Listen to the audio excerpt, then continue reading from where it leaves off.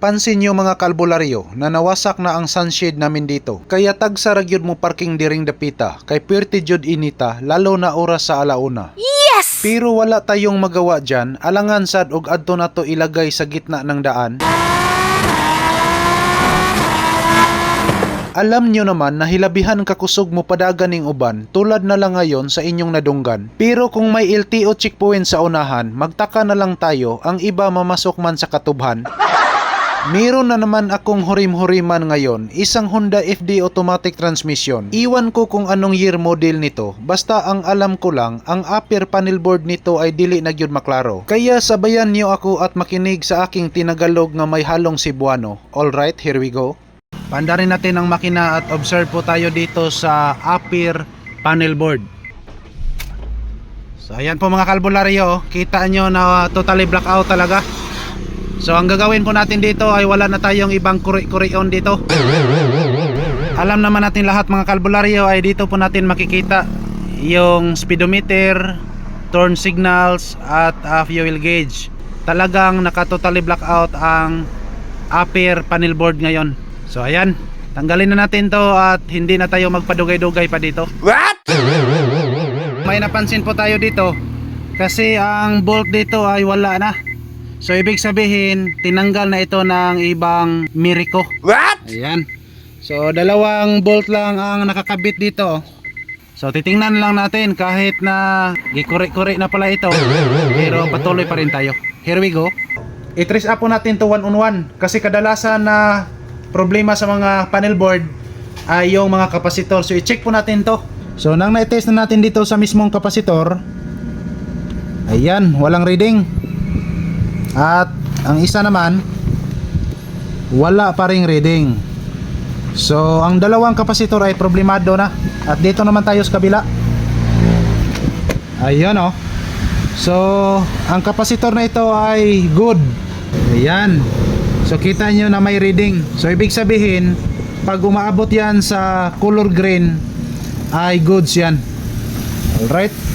So ang gagawin po natin dito, papalitan lang muna natin ang dalawang kapasitor dito.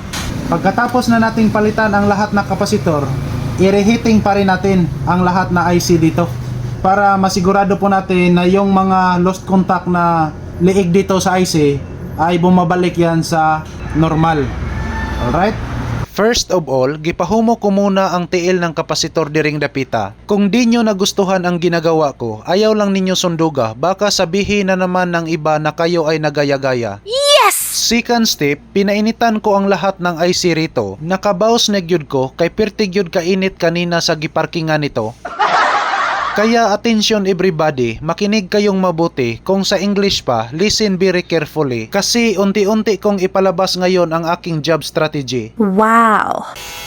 Ayan na po mga kalbularyo, napalitan na po natin ang kapasitor.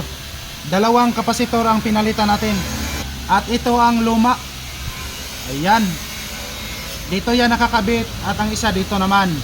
So ngayon po, i-trace up po natin sa ating tester kung mayroon na bang reading. Tingnan nyo mabuti mga kalbularyo. Ayan, gumagalaw na ang tester natin.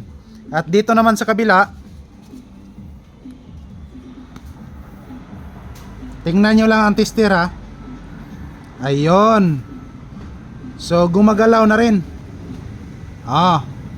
Gumagalaw na talaga. Ngayon po, para walang daya at fair po sa ating lahat, so wala tayong cutting video dito. Sabayan nyo akong puntahan doon ang sasakyan para makita natin na mayroon bang development sa ginagawa natin dito. Here we go.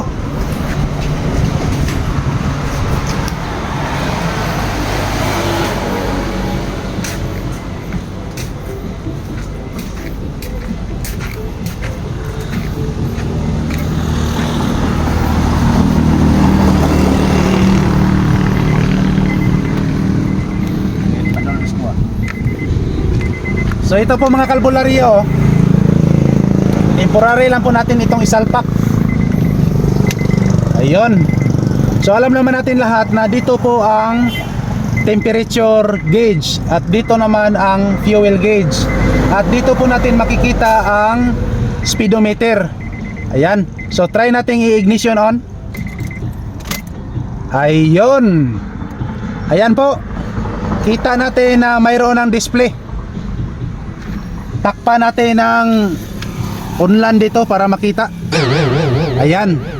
So ito na po mga kalbularyo. I-try lang nating paandarin ang makina ulit at tingnan na lang natin dito sa upper panel board kung mayroon ba talagang display.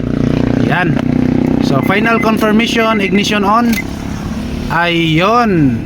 Kita nyo ngayon mga kalbularyo na nag-iilawan na dito ang mga bituin natin. Wow. Ayan. So problem solved na naman po tayo dito. As always, to God be all the glory. Thank you so much. Babo. Ano? Ano tambal sa tuwan? Ano na mo ka kuwan? Albularyo. Albularyo yung mekaniko. Ayan. Mga ka-FD ha. Oh. Robin and District. Inalas kay ulo nyo.